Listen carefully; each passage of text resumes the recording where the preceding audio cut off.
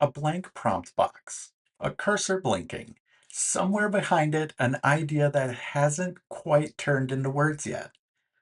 That's the moment this video is actually about. Not the building itself, the asking that has to happen before any of it starts. Type out a request and hand it to AI, and what comes back is usually close, recognizable, functional, just not quite what got pictured in the first place. Something's off, and it's hard to even name what. It's tempting to blame the tool in that moment. Chalk it up to AI not being that smart yet, or not quite ready for something that specific. But that's rarely what's actually happening. The gap between what gets asked for and what gets built almost always traces back to a single place.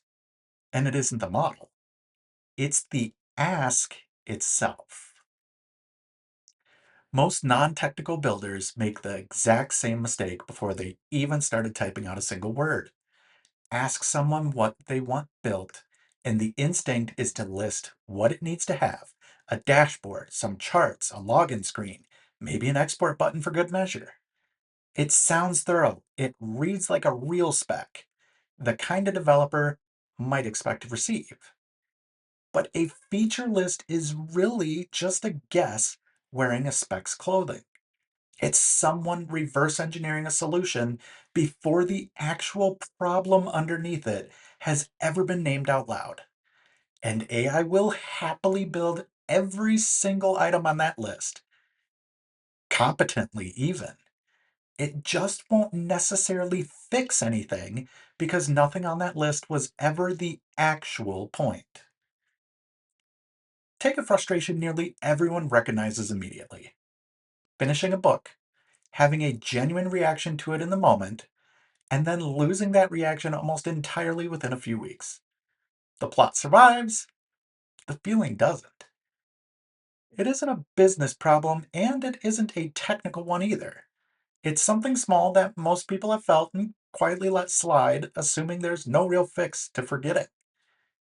So here's an experiment worth running.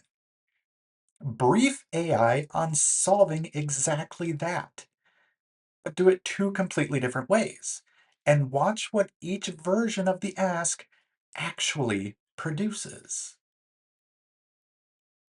Version 1 starts where most people start with everything a book app can conceivably have: a place to log every title ever read, goals to hit each month, progress charts tracking pace over time, something that suggests what to pick up next based on what came before.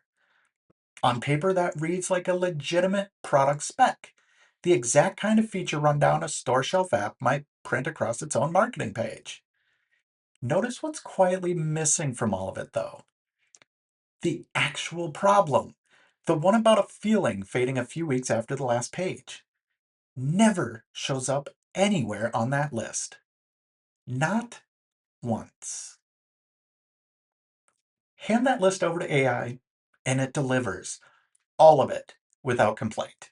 A working database, goal tracking that actually tracks, progress charts that render correctly, a recommendation engine that produces genuinely reasonable suggestions.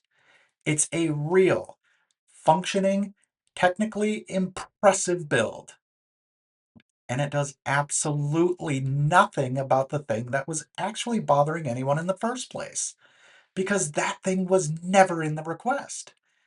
AI can only build toward what it's told matters, and nobody told it that a feeling fading in 3 weeks was the actual target. So strip the entire list away and start over from two questions instead. What's actually wrong here, specifically? And what would it feel like for that one thing to finally be fixed? Nothing more gets asked for than that. No structure, no database schema, no product roadmap. Just an honest, specific description of the actual gap between what's happening now and what would feel better. Version 2 sounds almost embarrassingly small by comparison to version 1. A simple wish to hold on to what a book actually made someone feel, captured right after finishing it, before that reaction has any chance to fade out of memory the way it always does. That's the entire brief. One sentence describing a real, specific moment and naming exactly what's missing from it. Hand that version to AI instead, and something noticeably different comes back. Not a database, not a dashboard with 4 different chart types competing for attention. A single, quiet prompt that surfaces at exactly one moment. The instant a book gets checked off as done. A short reflection jotted down while the feeling is still fresh, instead of 3 weeks later when it's already gone. Saved automatically, searchable later whenever that reaction actually needs to be found again. Small, specific, and built entirely around the one moment it mattered. No login screen to click through first, no settings menu to configure before it's usable. The entire build exists to serve one narrow moment well, instead of serving 100 hypothetical moments adequately. Same starting need, run through 2 different briefs, and the outcomes barely resemble each other. One produced a sprawling structure loaded with features nobody actually asked to use, technically complete, and practically ignored the week after launch. The other produced one small, quiet thing that solves the exact frustration someone actually had and gets used every single time a book gets closed. Neither result came from a difference in what AI was capable of building. Both came out of the same system, with access to the same range of ability, the same afternoon, the same underlying skill. The only variable that changed between them was the brief itself. And that single variable was enough to produce 2 entirely different tools built for 2 entirely different outcomes. AI can handle nearly every technical decision along the way without needing to be told how. What to build it with, how to structure the data, what the interface should look like, how the pieces fit together behind the scenes. None of that requires a background in engineering to hand off. It just requires trusting that someone else, or even something else, can make those calls competently. What it can't invent, no matter how capable it gets, is the one piece only a person actually holds. What's genuinely wrong, specifically, and what fixed would actually feel like from the inside. That part doesn't live in any training data. It only lives in the person who's actually experienced the problem. That's the entire job, start to finish. Not writing a technical spec, describing a real problem, clearly enough that someone else or something else could recognize it too. One shift. That's genuinely all it takes to change the outcome.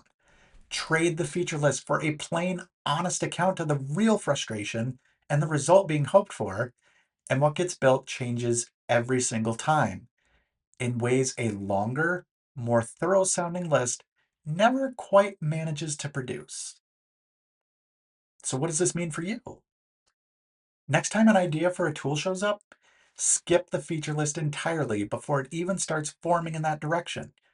Write down what's actually wrong in 1 or 2 honest sentences, no more polished than a text message to a friend. Then describe what fixed would genuinely feel like in equally plain terms. Somewhere out there is a book club spreadsheet with exactly one entry from back in March, and a very loyal, very unbroken habit of quietly ignoring it every month since. That's the kind of problem worth describing in plain language, out loud, to AI, not the software category it might technically fall under, and not a list of columns it should probably have.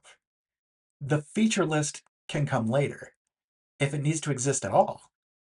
The problem has to come first. Subscribe if the idea of AI building around one specific real problem instead of a generic list sounds like something worth seeing more of. because that's exactly where this series is headed next. And if there's curiosity to satisfy in the meantime, head over to eauclaireai.com to look through more. And reach out to us if you'd like to discuss this topic further. Thanks for watching, and we'll see you in the next one.